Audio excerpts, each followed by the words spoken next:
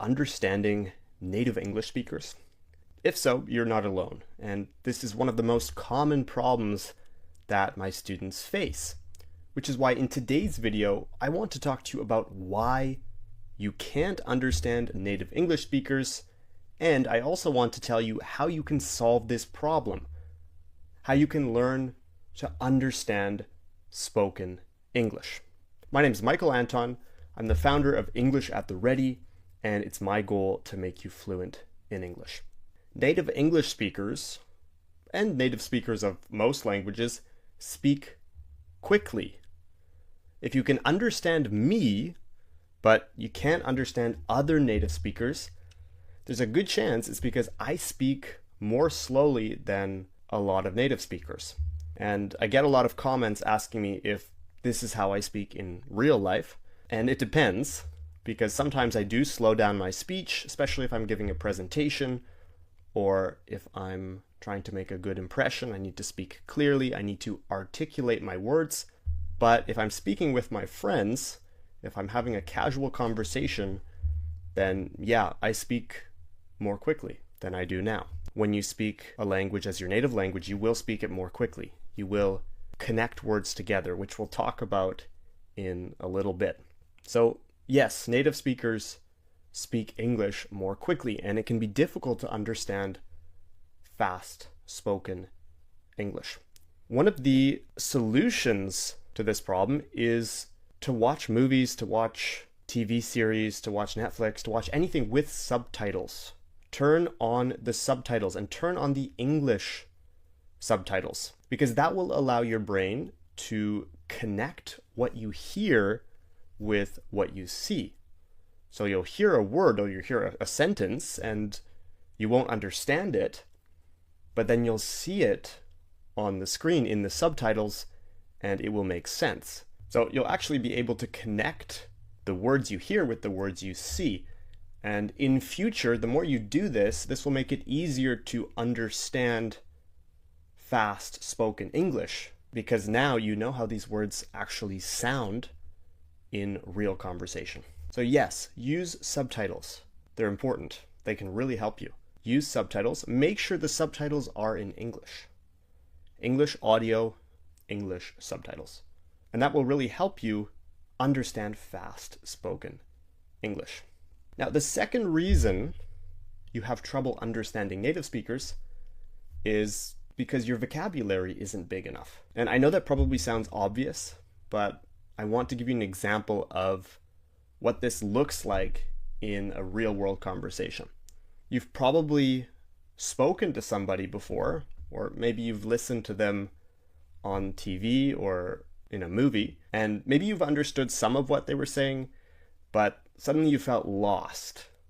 You felt like you couldn't keep up with them. You felt like you completely lost track of the conversation. And of course, this happens in part because somebody is speaking quickly, but it can also happen because you come across a word in conversation, somebody says something and you don't understand that word, and you get stuck on that word.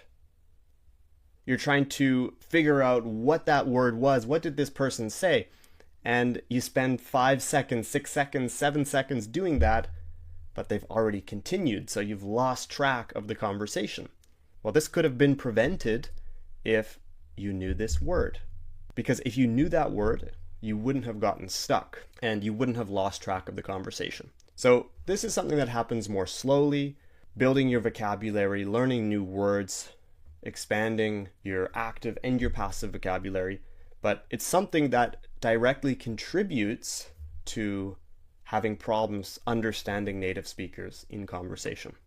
So expand your vocabulary. I have lots of lessons here on the channel about vocabulary. Make sure to leave a like and subscribe to English at the Ready if you want to improve your English. I also have a lot of great programs which I know will help you improve your reading, writing, speaking, listening, grammar, vocabulary, pronunciation, and so much more. Just click the link in the description below to learn more about how we can help you improve your English.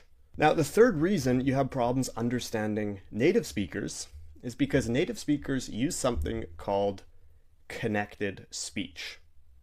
Maybe you've heard of connected speech before. It's a pretty big topic, And if you're interested in learning more about it, I have several lessons available in my courses. Again, you can click the link in the description below to learn more about my club and my conversation confidence course. But in today's video, I want to teach you a bit more about what connected speech is and what it looks like in conversation.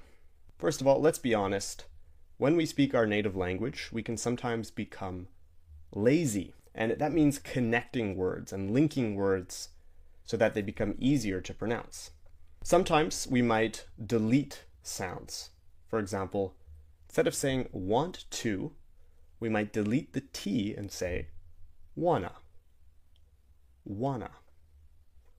Instead of going to, we might say gonna. Gonna. Instead of need to, we might say needa. I need to go. I need to go. Let me becomes let me. Let me go. Let me ask you a question. So you can see we're removing these sounds and we're combining these two words together, which enables us to speak more quickly.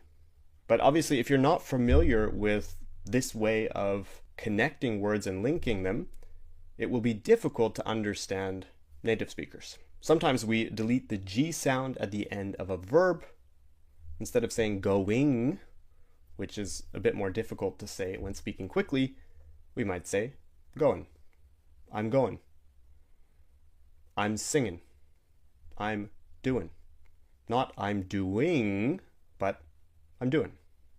That's very common in spoken English. Other times we might delete the V sound in of. For example, time of day could become time of day. Time of day. Time of day. Cup of coffee becomes cup of coffee. Cup of coffee. And sometimes we even delete the H sound in he, her, or him, or we delete the th in them. For example, see him becomes see him. See him. Meet her becomes meet her. Meet her. I'm going to meet her. Watch them becomes watch him. Watch him. And lastly, where is he could become where is he? Where is he? So you can see we've removed the h sound, the H sound, and we've combined those words together. Connected speech is such a complicated topic, and I do have several great lessons available on this topic in my club and in my conversation confidence course. If you want to learn more about the club and the course, click the link in the description below. Personally, I would recommend the English at the Ready Club because you get live group classes every week and access to over 100 video lessons on so many different topics from me and my team. You can learn more about the club in the description below. But if you're serious about improving your English this year, maybe you move to Canada, to the US, to the UK, or to Australia. Maybe you're studying for the IELTS. Maybe you're just learning English for fun or for work. Then I'm confident we can help you in the club. So click the link in the description below to learn more. We've come to the end of today's video. And before we sign off, I want to remind you that the key to becoming fluent in English, or in any language for that matter, is exposure. The more you speak, the more you listen, and the more time you spend with English, the better you will become, the more fluent you will become. And if you're having trouble understanding native English speakers now, do these 3 things that I mentioned in today's video. Watch movies and series with subtitles and follow along with those subtitles. Expand your vocabulary, read more, study new words and new phrases. And lastly, work on your connected speech skills. I'm 100% confident that you will be able to understand English speakers and you will be able to improve your listening skills. As always, if you found the video helpful, make sure to leave a like and let me know in the comments what kinds of lessons you want to see from me in the future. I hope you have a great start to the new year, and I'll see you in the next lesson.